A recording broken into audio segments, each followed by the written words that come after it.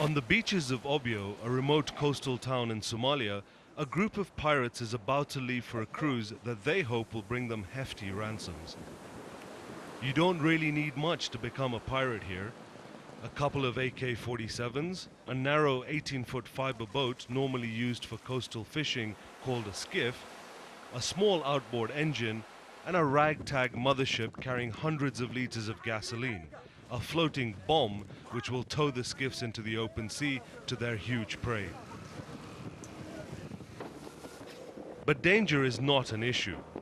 Piracy pays well, and there is no need of a valuable cargo on board for a catch to be lucrative.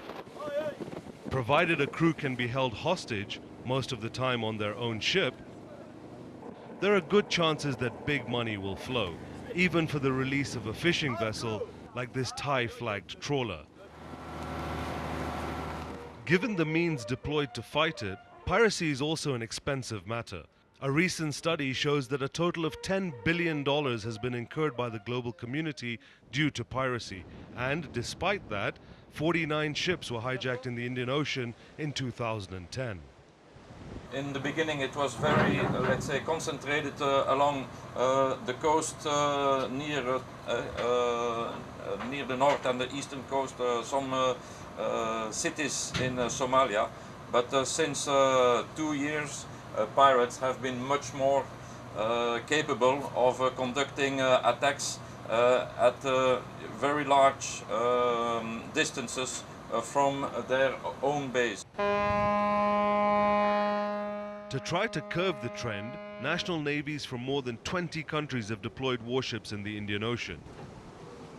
Indeed, the patrols are efficient, and the number of pirates arrested or killed, as well as of failed attacks, has risen. But with ransoms averaging $5 million for a tanker, the appeal of the lucrative cruises is huge. Too tempting for Somali fishermen to resist. So for 20 pirates lost at sea, 20 others are ready to sail, whatever the risk.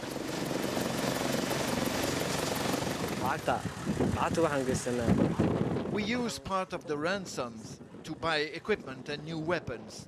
When our ships are re-equipped, we return at sea for a new hunt.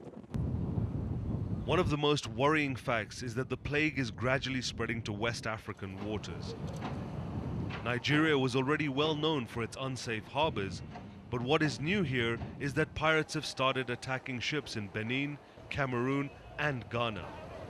Here, though, unlike in Somalia, there are national navies that seem ready to coordinate their efforts. If you have a problem in Benin, even if Togo has sorted out its security problems, if we don't work together with Nigeria or Ghana, the problem will still be there, as this phenomenon has many tentacles going through from one country to another. Foreign naval forces seem to have drawn lessons from their Indian Ocean experiences and have been prompt in assisting African security efforts. A French frigate is already on site in Benin to reinforce the local navy's patrols.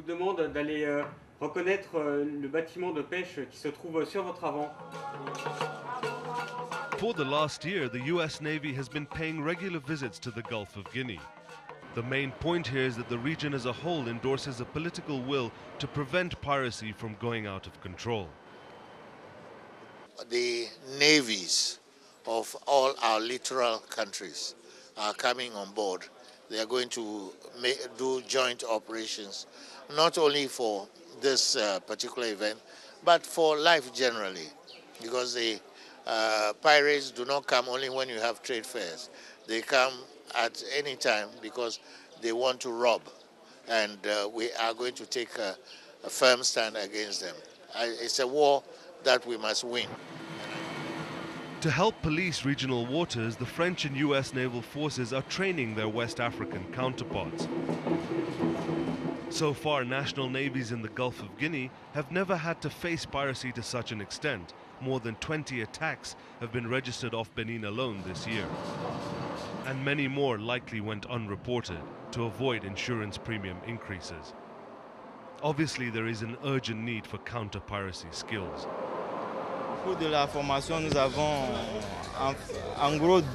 We were trained on two essential issues: how to stop and board small boats at sea, and also how to conduct search once we are on board.